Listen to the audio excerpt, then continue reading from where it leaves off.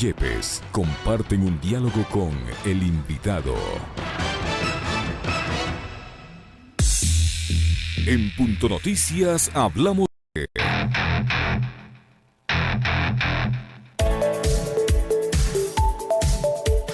La pandemia ha sorprendido a Ecuador en una situación económica compleja, con la necesidad de pagar millonarias deudas en los próximos años y una bajada de los precios del petróleo, su principal fuente de ingresos.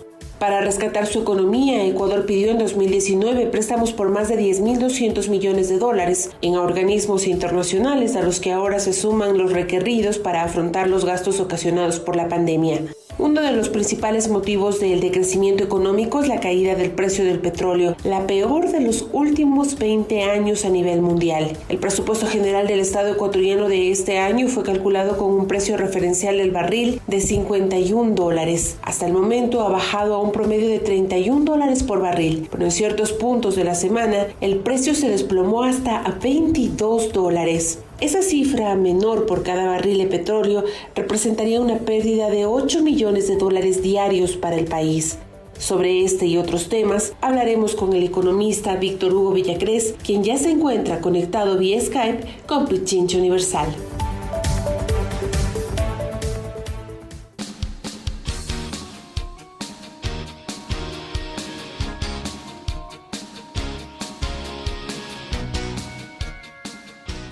Pichincha Universal. 8:15, así están las cosas. A Víctor Hugo Villacrés le saludamos cordialmente, está conectado con nosotros vía Skype. La necesidad urgente de recursos, evidentemente, al gobierno nacional le puso en aprietos y le tocó colocar oro a cambio de 300 millones de dólares y también pagó la deuda. En ese mismo lapso pagó como 320 millones de bonos.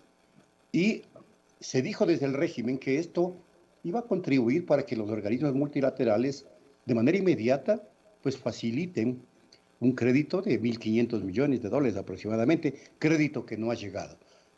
Bajo estas circunstancias y dada la realidad actual del país, ¿cómo entonces leemos la situación económica? Buenos días.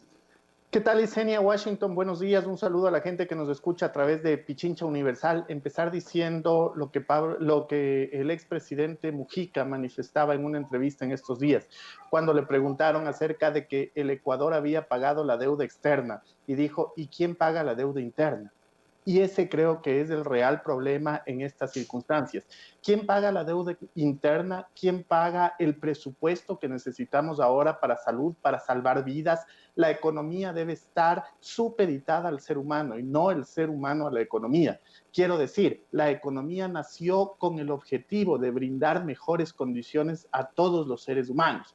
Y en ese contexto, uno tiene que analizar y priorizar objetivos de política pública. El Ecuador, a marzo de este año, conocía plenamente que la pandemia había llegado al país, tenía elementos para saber que el Ministerio de Salud no estaba preparado en aquel entonces. ¿Por qué? Porque prepararse para la pandemia implica, primero, tener un registro claro de cuál es el vector de contagio. Segundo, realizar la mayor cantidad de pruebas posibles para, a partir de esas pruebas, generar esto que nosotros hemos tenido, la cuarentena o proceso de aislamiento con resultados óptimos. Los países que mejor han logrado sobrellevar este tema son los países que mayor cantidad de pruebas han hecho. Entonces, es indudable que en el Ecuador lo que necesitábamos es adquirir el mayor número de pruebas y adicionalmente a eso, adquirir los insumos necesarios para que en clínicas, hospitales, centros de atención, médicos, paramédicos, enfermeras, personal de aseo y demás personal que labora en los hospitales no se contagie. Acabamos de recibir la triste, la lamentable noticia el día de ayer en la tarde de que más del 43% de contagiados en esta pandemia, al menos de lo que se tiene registro en el Ecuador, porque no se puede hablar de que son el 43% del total de contagiados, son el 43% de lo que se tiene registro en el Ecuador, aquellos personajes que han estado en primera línea de batalla combatiendo a esta pandemia, a este virus que está causando tanto daño a nivel del país y a nivel del mundo. Entonces, retomando el tema económico, ¿cómo podemos nosotros priorizar el pago de deuda, cualquier tipo de deuda que ésta sea, simplemente desatendiendo los intereses primarios, los intereses primitivos que tiene la economía, que en este caso es el bienestar de los seres humanos. Había que tener en la agenda claramente establecido que el objetivo principal debe ser salvar vidas. Y ojo, este es un tema importante. Los últimos días en redes sociales se ha hablado de toda una contingencia a nivel del aparato público para recoger cadáveres, pero no nos olvidemos que el objetivo principal es salvar vidas, no recoger cadáveres. El objetivo principal es evitar que los ecuatorianos nos contagiemos del coronavirus. Entonces, cuando uno revisa, por ejemplo, las cifras de inversión y gasto en salud pública, encontramos que el Ecuador progresivamente desde el 2017 fue reduciendo el porcentaje que destinaba de recursos hacia la inversión en salud.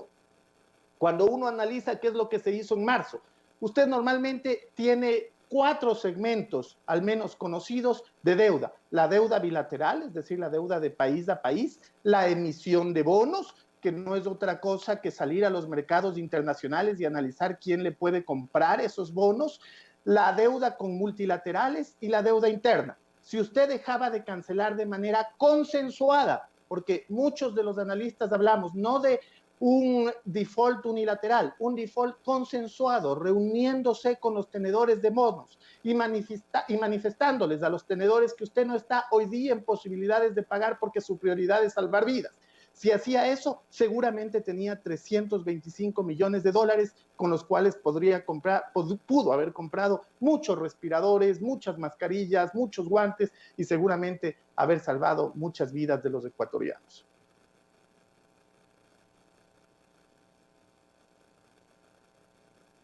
A ver, economista, tuvimos ahí algún problema con Liceña, y ya puede ser que nos... Bueno, no estamos bien conectados con... En la conexión de internet. No sé si me están... No, yo no estoy tenemos... escuchando. Bueno, yo no tengo la suerte de escucharte. Ahí estoy allí. Ahí parece que estamos. A ver, dale. Licenia, le escuchamos. Los analistas coinciden con su opinión. Otras alternativas para... Bueno, no tenemos suerte. Ir rápido la adquisición de más deuda. Liz, no tenemos suerte contigo. ¿Me permites? Voy a continuar yo el diálogo con Víctor Hugo Villacrés. A ver, en estudios, por favor, porque tenemos muy entrecortada la señal de Liz. Y yo le quiero insistir en esto. El gobierno nacional aseguró que luego de pagar los 320 millones a deuda nominal de los bonos, dijo que inmediatamente el riesgo país bajaba y evidentemente venía el préstamo de los multilaterales. ¿Por qué es que no se ha agilitado la transferencia de esos recursos o ese préstamo que tanto está necesitando el país, economista Villacrés? No sé si me escuchó. Claro que escuché, Washington. Vea, para verdad es el tiempo. Y el tiempo, lamentablemente, digo en este caso, me termina dando la razón. El riesgo país depende de varios factores, no solamente de que se pague los bonos o el capital de los bonos puntualmente, porque tampoco se pagó lo que llamamos los economistas del cupón o los intereses, se pagó la amortización o se pagó el capital de los bonos. Entonces, evidentemente, eso le lleva a lo que económicamente hablando se conoce como un default técnico, es decir, que pasarán los días de plazo que tenemos y en esos días de plazo a los que se acogió el país, si no se puede pagar los intereses, pues caeremos definitivamente en un escenario de default. Pero otro tema importante es lo que usted manifiesta, Washington. Como yo le decía hace un momento, existen 4 tramos de deuda claramente definidos y que no son mutuamente incluyentes. Quiero decir, el hecho de que los multilaterales nos presten dinero no está necesariamente vinculado al hecho de que nosotros paguemos los bonos. Evidentemente, todo puede formar parte de un default, pero las tasas de interés que los multilaterales tienen son tasas, entre comillas, de cooperativismo, es decir, tasas similares para todos los países y sin necesidad de haber pagado los bonos, pudimos haber accedido a los créditos de los que se habla. Como usted decía al inicio de esta entrevista, se habló de entre 2.500 millones de dólares, más o menos. Han llegado 20 millones, que es lo que el Banco Mundial ha anunciado y que lamentablemente son los recursos que hasta ahora han sido noticia a nivel del país. Pero imagínense lo que es 20 millones versus más de 300 millones que se utilizaron para pagar los bonos. Todo lo que usted podía haber hecho, no solamente en tiempo y en liquidez, sino también en oportunidad para salvar vidas. ¿Por qué? Porque en las vidas no hay tiempo que perder. En las vidas no se puede demorar las circunstancias. Por eso se declaran estados de emergencia, por eso en la salud pública se apresuran las compras muchas veces, reduciendo los pasos que normalmente tendría el portal de compras públicas, el CERCOP. ¿Por qué? Porque lo que interesa y lo que está de por medio son vidas, son humanos, son familias, son personas. Entonces, en este sentido, no tiene lógica priorizar el pago de deuda desde mi perspectiva por sobre lo que hubiese sido la inversión en salud. Usted se da cuenta que el riesgo país no ha bajado lo que debería. Sí, evidentemente hubo alguna reducción, pero el riesgo país obedece a muchos factores, a la coyuntura política, obedece a la situación que el Fondo Monetario Internacional reporta. Acuérdese que lamentablemente tenemos nosotros firmado un acuerdo con el Fondo Monetario Internacional. Eso establece una carta de intención y en esa carta de intención ciertos acuerdos, que esos acuerdos normalmente son de mutuo arreglo o que normalmente son consensuados. No podría yo entender que al país le hayan impuesto ciertos acuerdos con fechas. Lamentablemente no hemos podido tampoco cumplir esos acuerdos, y el incumplimiento de los acuerdos, más la carta con el Fondo Monetario Internacional, más la relación política inestable que hay, más un año electoral, hacen que el riesgo país reciba varios elementos de análisis que le llevan a la puntuación que actualmente tiene. Es decir, queda demostrado que no eran únicamente los bonos y el pago puntual de bonos los que podían llevar a una reducción. Además, ¿para qué Washington? Reducción para ir a los mercados internacionales, en donde igual en el peor de los casos íbamos a acabar con tasas de interés superiores a las que podíamos conseguir en el segmento de multilaterales con líneas de crédito. Entonces, por todo lado, parece no ser coherente el hecho de pagar bonos para reducir riesgo país, que de 5 o 6 mil puede bajar a 3, 4 mil, igual sigue siendo alto en el caso de que, y sería una locura, el caso de que el Ecuador acuda a los mercados internacionales para emisión de bonos. O habían cosas detrás que no conocemos los ecuatorianos. Habían garantías, estaba el tema de colaterales, por ejemplo, que puede haber sido oro, que pueden haber sido colaterales de lo que se llama en inglés el cross default, que generaban el hecho de que estemos obligados a pagar puntualmente la amortización de bonos y eventualmente los cupones.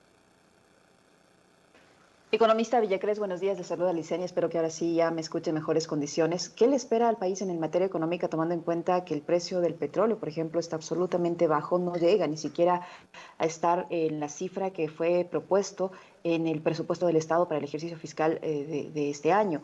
¿Qué medidas esto va a obligar a tomar al gobierno, por un lado, y cómo van a enfrentar las empresas? Hay estudios que señalan que podrían soportar esta situación por 2 o 3 meses a lo sumo. ¿Cuál es la situación que nos espera, tomando en cuenta que no va a haber este recurso, este ingreso en el presupuesto del Estado por parte del precio del petróleo para enfrentar la situación? Mire, Licenia, la situación económica sin duda es complicada en el Ecuador, como la es en todo el mundo, como la es en la región. La Comisión Económica para América Latina ha mencionado que hasta el momento el decrecimiento en el Producto Interno Bruto podría ser de alrededor de 2 puntos. Lo esencial para mí en este momento, toda la inversión y gasto que sea necesario en salud para salvar vidas. No podemos hablar de las estadísticas de manera fría y decir que alrededor de 10 millones de ecuatorianos se contagiarán, que de esos otro porcentaje alto estará en hospitales y otro porcentaje morirá. Me niego a aceptar que las frías cifras pueden reemplazar a la adquisición de insumos, a la adquisición de una serie de elementos como respiradores y, por supuesto, a dotar a nuestros médicos, paramédicos, elementos de la salud, de todos los insumos necesarios para que puedan hacer frente a lo que estamos viviendo. El único símil que se me ocurre con lo que ha ocurrido en los últimos 30, 35 días en el Ecuador es enviar a soldados sin armas a una batalla. Eso es lo que ha sucedido con nuestros médicos. Hemos puesto a los médicos en primera línea de acción, a nuestros paramédicos, enfermeras, personal de salud, sin contar con los instrumentos necesarios. Eso es como mandar soldados a una guerra sin los insumos necesarios, sin las armas. Entonces, lo primero, dotarles de estos elementos a nuestros médicos y paramédicos, y después, en el corto plazo, evidentemente necesitamos un plan para salir de la crisis, un plan que sea contundente, un plan en donde no solamente cuentan pues los ahorros que puedan tener los países. Hay muchos analistas que dicen, es que otros países sí tienen ahorros. Vea, usted puede tener ahorros o inversión en el sector público, en macroeconomía. De hecho, el ahorro es utilizado para la inversión, pero usted no puede descuidar de tener abiertas, si tiene todo su ahorro invertido, como es el caso ecuatoriano, usted no puede descuidar tener abiertas líneas contingentes de crédito con multilaterales, de carácter bilateral, de deuda interna, para generar una cantidad de recursos que permita reactivar la economía. Estamos viviendo una crisis muy parecida a la de la década de los 30 en el siglo anterior en la bolsa de valores, en términos financieros me refiero. De ninguna manera comparable en la cantidad de vidas que le ha costado al mundo y la cantidad de vidas que lamentablemente le está costando al Ecuador. Pero en términos financieros y económicos, una crisis que se da por un proceso de recesión que ya venía atravesando la economía ecuatoriana. Fíjense lo que sucedía en términos de crecimiento económico, en lo que sucedía con la balanza comercial, lo que sucedía con el empleo en el Ecuador. Fíjense cuánto se había deteriorado el empleo, cuánto se habían deteriorado los indicadores sociales. Entonces necesitamos una política contracíclica. Diría Keynes, si actualmente viviera, la mejor forma de una política contracíclica para los países es empleo, empleo y empleo. No hay otra forma de salir de una crisis como la que se está presentando a nivel mundial. Y ahí pues algunos elementos detonantes para esa generación del empleo, tanto desde el sector público como desde el sector privado. Desde el sector público, diría Keynes, si es necesario que se contrate gente para que cabe huecos y después vuelva a cerrar esos huecos, pues hay que hacerlo, porque esa generación de empleo permite un ingreso a las personas, ese ingreso genera consumo, el consumo genera producción, la producción dinamiza las empresas necesitan también contratar más empleados. Entonces lo que necesitamos es dinamizar el consumo interno. ¿Cómo vamos a dinamizar el consumo interno? Con mayor generación de empleo. Necesitamos dinamizar la inversión. Necesitamos políticas para el sector emprendedor. Bien decía Licenia hace un momento. Sí, el sector emprendedor tiene pocos días, nos han manifestado, alrededor de 60 días para poder hacer frente en la situación actual a la crisis que estamos viviendo económicamente. Pues bien, pensemos en ayudas que podemos implementar para ese sector productivo. Puede ser que parte de los salarios sea pagado por el sector público, puede ser que generemos exoneraciones a nivel de impuestos, pueden haber una serie de herramientas, pero lo importante en este escenario es crear empleo y mantener empleo, evitar que las personas que actualmente ya tienen la posibilidad de un empleo, de llevar ingreso a su casa, queden eventualmente desempleados. Hay que trabajar para eso con el sector privado mano a mano. Es hora de juntos combinarse sector público, sector privado y buscar las mejores alternativas de solución en el mediano plazo. Seguramente estamos hablando de 2-3 meses en los que se necesitará un fuerte impulso del sector empresarial. Y ese impulso debe venir dado en concordancia con el compromiso que debe haber desde el sector privado, como yo les digo, por mantener empleos. La forma más saludable de evitar una crisis es mantener empleos, de salir de una crisis, ampliar la cantidad de empleos. El Ecuador ha perdido muchos empleos en el último año, pues tenemos que buscar todas las herramientas para recuperarlos desde el sector público, desde el sector privado, desde esa tercera fuente que muchos economistas hablan, que también son las ONGs, es decir, esas organizaciones no gubernamentales. Podemos demandar asistencia internacional, pero por sobre todo, digo yo, con nuestras herramientas, teniendo nuestro mercado de consumo completamente activado, teniendo herramientas contracíclicas para salir de la crisis, generando empleo con un dinamismo que venga desde el sector privado y también desde el sector público. Economista Villacrés, una consulta más de mi lado. Usted fue presidente del Consejo Directivo del Instituto Ecuatoriano de Seguridad Social. ¿Cómo mira usted el accionar de esta entidad en momentos de crisis y desde un poquito antes de que empezara la crisis del coronavirus? Me refiero específicamente a la intención de contratar mascarillas N95 con un precio absolutamente elevado en relación al costo que tienen estos productos en el mercado y la intención de contratar por más de $1 millón una campaña de posicionamiento de la seguridad social. Estas intenciones afortunadamente quedaron en eso, en intenciones, porque hubo la denuncia respectiva, el escándalo necesario y eso se frenó.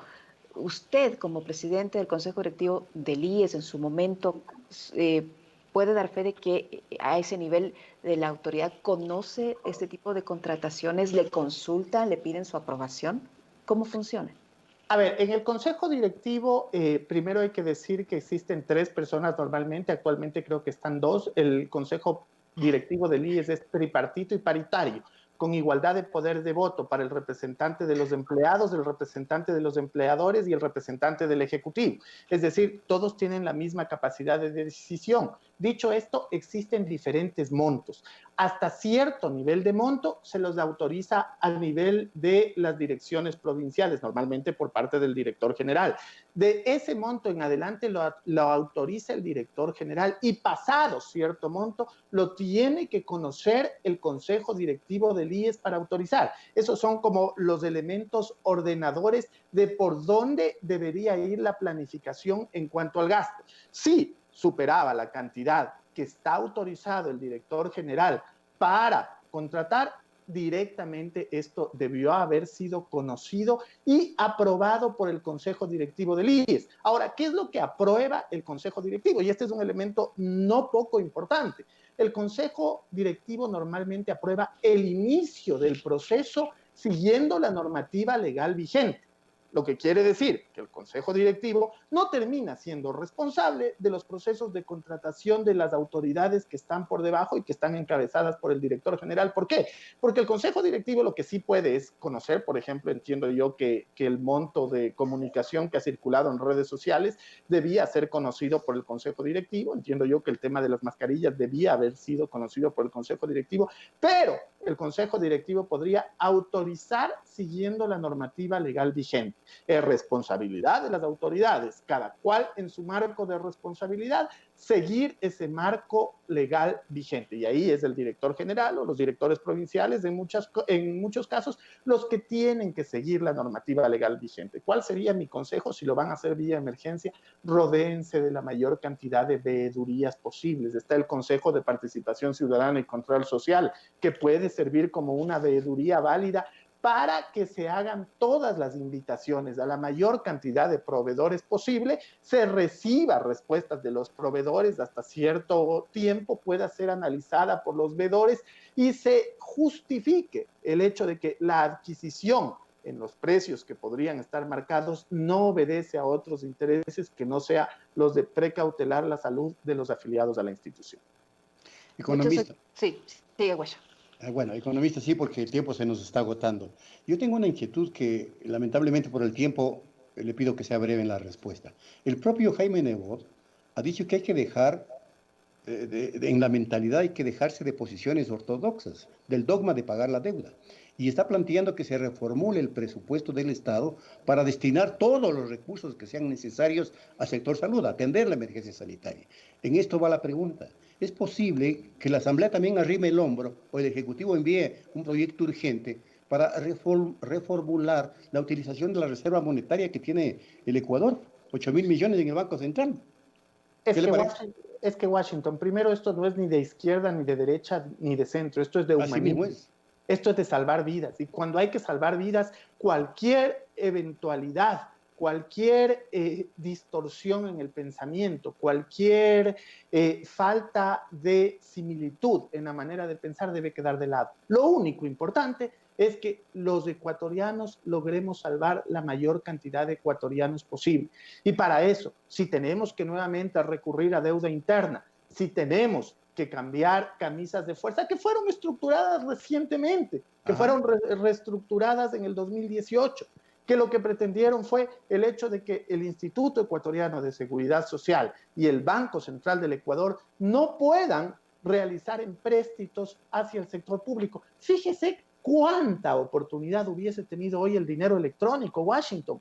¿Cómo nos hubiese servido para dinamizar desde el sector público la economía, las transacciones? Hay mucha gente que actualmente no quiere manejar los billetes porque en efecto tienen miedo a que los billetes estén contaminados. Entonces, si hubiésemos tenido el dinero electrónico como un medio general de pago, la gente aceptaba el dinero electrónico y se hacía transacciones. Fíjese lo que hubiese pasado con sueldos y salarios del sector público. Se hubiesen pagado puntualmente a finales del mes de marzo, como correspondía, ¿no? Como un triunfo hasta finales de esta semana. Nos han dicho que estará pagado y que todos tenemos que aplaudir, porque finalmente se está pagando. Por favor, la gente necesita comer. Y en el tema de la deuda, es claro que hay que acudir a todas las herramientas posibles, Washington. Es una crisis y en una crisis hay que saber tomar decisiones. La gente que está en el Ejecutivo, la gente que está en el Ministerio de Finanzas, tiene que tomar decisiones. Y si esas decisiones pasan porque hay que reversar aquello que en su momento se hizo y que se pretendió bien y actualmente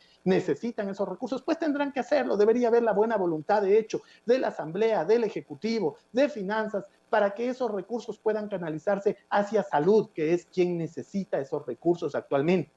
Da hasta compasión, hasta pena de un lado, ver cómo el ministro tiene que entregar las donaciones y acude con la entrega de donaciones, que dicho sea de paso, son bienvenidas, son agradecidas por parte del sector público, pero no descuidemos la adquisición. El sector público no puede vivir de donaciones, el sector público tiene que vivir de la adquisición de sus medicamentos, de sus insumos, de sus respiradores y de todos los elementos que van a permitir salvar vidas. En este momento, desde mi óptica, no hay que fijarse en la economía ya vendrá en el tiempo, ya encontraremos juntos alternativas, todos podemos sumarnos, economistas de todas las tendencias, neoliberales, post-keynesianos, llegaremos, estoy seguro, a sacar adelante el país como ha salido de las peores crisis que hemos tenido, pero actualmente, para mí, lo único importante, no lo más importante, lo único importante es salvar vidas.